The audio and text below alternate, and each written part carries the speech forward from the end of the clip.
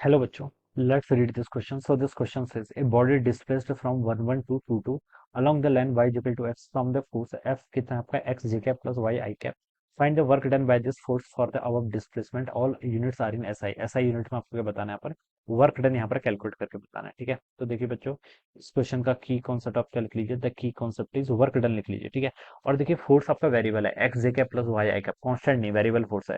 तो इस क्वेश्चन का की कॉन्सेप्ट आप लिख लीजिए, work done by variable force. क्या लिख सकते हैं, work done by variable forces, this will be the key concept of this question। ठीक है, अब बच्चों देखिए work done by variable forces question का की कॉन्सेप्ट हो गया। ठीक है, वर्क डन की बेसिक डेफिनेशन क्या होती है आपकी, एफ डॉट डी आर, ऐसा हम क्या लिखते हैं, आपको वर्क डन कैलकुलेट करते हैं। ठीक है, तो F dot D R force देखिए आपको गिवन कर रखा है, कितना है देखिए आपका वाई आई कैप के अलोंग और जे कैप के अलोंग आपका एक्स है। ठीक है, ये आपका फोर्स आ गया।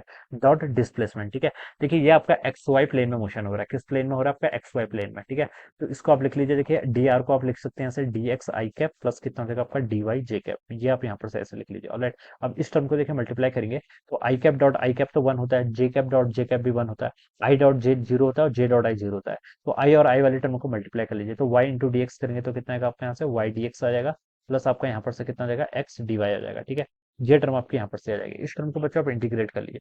ठीक है, ये तो ना आपका स्टैंडर्ड टर्म आ गई, क्या आ गई स्टैंडर्ड टर्म है। ठीक है, वाई डी एक्स। देखिए अगर मैं यहाँ पर क्या लिखता हूँ, एक्स वाई टर्म का मैं क्या करता हूँ, डिफरेंशिएट करता हूँ, तो ये कितना आता है आपका y d x plus x d y के इक्वल। ठीक है, ये टर्म आती है, तो बस इसी रिजल्ट को मैं यहाँ पर डायरेक्ट पुट कर सकता हूँ। ठीक है, तो ये कितना हो जाएगा, integration of d x y के इक्वल हो जाएगा। ठीक है, समझ में आया ना ये क्या है। देखिए कुछ रिजल्ट आपके इंटीग्रेशन में ऐसे होते हैं जो स्टैंडर्ड रिजल्ट होते हैं, जिनको देख के ही आपके माइंड में चीजें स्ट्राइक करनी चाहिए। ठीक है, y d x plus x d y है। ठीक है, अगर मैं एक्स वाई को डिफरेंशिएट करता हूँ तो ठीक है, पहले एक बार एक्स को मैंने कांस्टेंट ले लिया तो डी वाई को डिफरेंशिएट कर लिया, प्लस आपका वाई टाइम्स डी एक्स। ठीक है, इस तरीके से हम क्या करेंगे, इसको कांस्टेंट करेंगे। अब डी क्या है आपका डिफरेंशियल कोएफिशिएंट, ये क्या है आपका इंटीग्रल, तो integration of d x y करूंगा तो अगेन कितना हो जाएगा, एक्स वाई के इक्वल आ जाएगा। तो बस एक्स वाई आपको यहाँ पर क्या करना है, यहाँ पर बताना है। ठीक है, एक्स वाई यहाँ पर क्या करना है, आपको कैलकुलेट करके बताना है। और लाइक बस आप यहाँ पर क्या कर लीजिए, लिमिट पुट कर लीजिए, कहाँ से कहाँ तक है। देखिए इनिशियल आपकी वन वन थी, कहाँ तक गया आपका टू टू तक गया है, तो आप लिमिट पुट कर लीजिए। तो फाइनल देखिए कितना हो गया, एक्स भी टू है वाई भी टू है, तो टू इंटू टू कितना फोर, माइनस देखिए आपका यहाँ पर से एक्स कितना है वन, वाई भी कितना वन, तो फोर माइनस वन कितना थ्री,